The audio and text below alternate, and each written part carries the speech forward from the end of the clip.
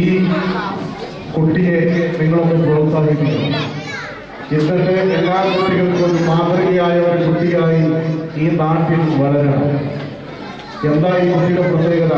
മാഷാ അല്ലാഹ് ഒരുപാട് പരിപാടികൾ അവതരിപ്പിച്ചു, ദഫ്ഫനുമുണ്ട്. അതിൻ്റെ പുറമെ എല്ലാവരും മനസ്സിലാക്കണം, ഈ കുട്ടി ഒരു ദിവസം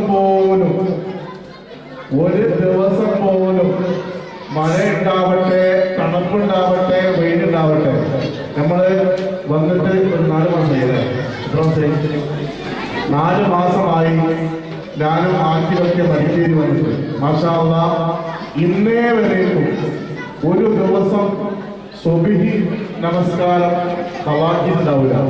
ജമാഅത്തോടു കൂടി പള്ളിയിൽ തന്റെ വാപ്പയുടെ കൈപിടിച്ച് വരുന്ന ഒരു പ്രിയപ്പെട്ട മകനാണ്.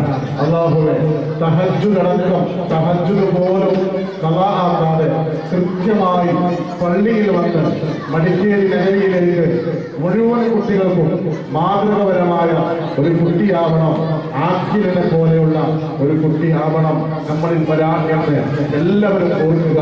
അല്ലാഹു ഈ കുട്ടിയെ ഉന്നതിയിലേക്ക് അല്ലാഹു ഉയർത്തുമാറാവട്ടെ. അദ്ദേഹത്തിന്റെ വാപ്പാക്കും അദ്ദേഹത്തിന്റെ ഉമ്മാക്കും വലിയൊരു അഭിലാഷമാണ്, വലിയൊരു പണ്ഡിതൻ ആവണം, ദീർഘായുസ്സ് പ്രദാനം ചെയ്യുമാറാവട്ടെ.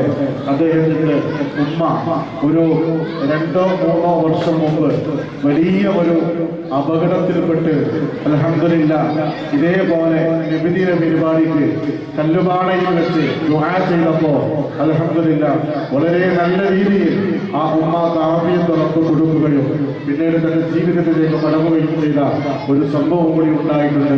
അല്ലാഹു ആ കുടുംബത്തിന് സന്തോഷം നൽകി അനുഗ്രഹിക്കുമാറാവട്ടെ.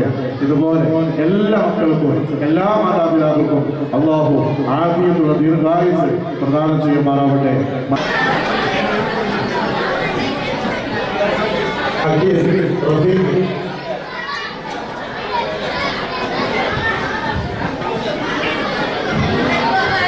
മുഹമ്മദ് ആഷിഖ് 3ാം ക്ലാസ്, മുഹമ്മദ് അർമാൻ 3ാം